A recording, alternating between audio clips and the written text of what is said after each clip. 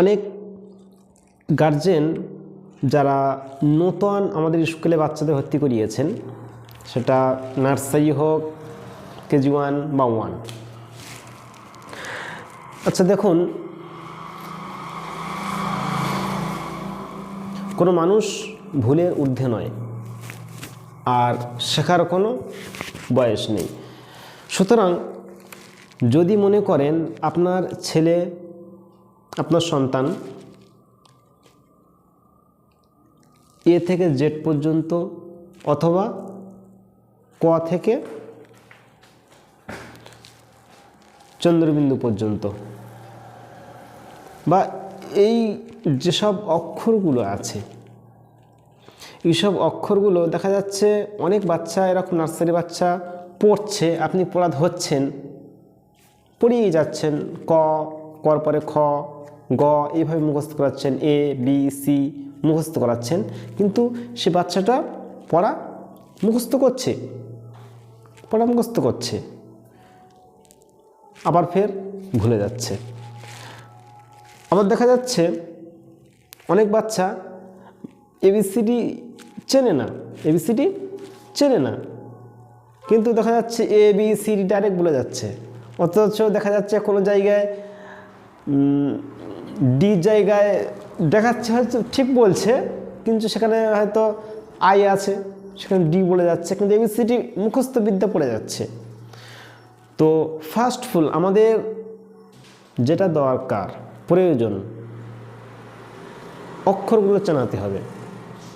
সেটা এ থেকে জেড পর্যন্ত যে কোনো অক্ষর বা স্বরবর্ণ, ব্যঞ্জনবর্ণ, যেসব অক্ষরগুলো আছে সেই সব অক্ষরগুলোকে চেনার বা চেনানোর সব থেকে সহজ উপায় কি?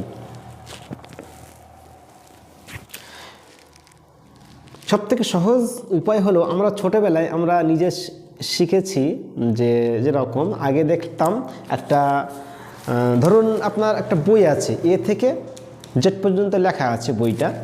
তো আমরা ছোটোবেলায় একজন আমাদের শেখাতো, দেখেছি একটা কাগজ নিত, যেমন ধরুন একটা কাগজ নিয়ে মাঝখানে একটু ছিদ্র করে নিত, এখন জায়গায় ছিদ্র করে নিয়ে ওই জায়গায় অক্ষর, যেসব অক্ষর বার হয় সেসব ধরনের ছিদ্রতে একটা অক্ষর তো অবশ্যই দেখা যাবে, সেই অক্ষরটা ধরতো, আবার দেখা যাচ্ছে আর একটা অক্ষর ধরতো, এইভাবে ধরাধরি করা হতো বা ধরতেন তিনি।